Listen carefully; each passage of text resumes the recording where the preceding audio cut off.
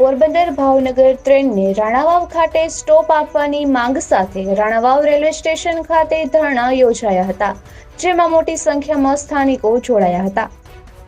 રાણાવાવ વેપારી મહામંડળની આગેવાનીમાં મોટી સંખ્યામાં સ્થાનિકો અને વેપારીઓએ રાણાવાવના રેલવે સ્ટેશન પર ધરણાનું આયોજન કરાયું હતું, જેમાં રાણાવાવ પાલિકાના પૂર્વ ઉપપ્રમુખ જેઠાભાઈ શામળા સહિત અનેક અગ્રણીઓ મોટી સંખ્યામાં સ્થાનિકો, વેપારીઓ, આગેવાનો જોડાયા હતા।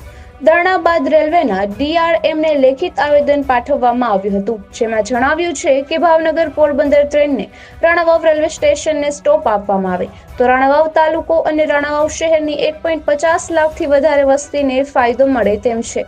હાલ 15 કિલોમીટર દૂર પોરબંદર રેલવે સ્ટેશન ખાતે ધક્કા થઈ રહ્યા છે।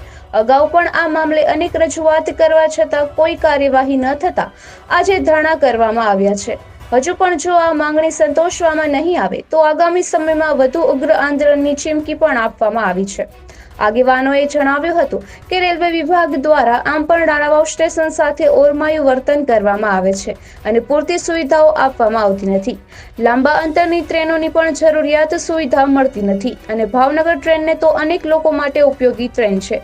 મોટી સંખ્યામાં લોકો તેમાં નિયમિત મુસાફરી કરતા હોય છે, ત્યારે આ ટ્રેનને તો સ્ટોપ આપવો જ જોઈએ, અન્યથા આગામી સમયમાં આ અંગે રણનીતિ ઘડવામાં આવશે। નિપુલ પોપટ, પોરબંદર ટાઈમ્સ।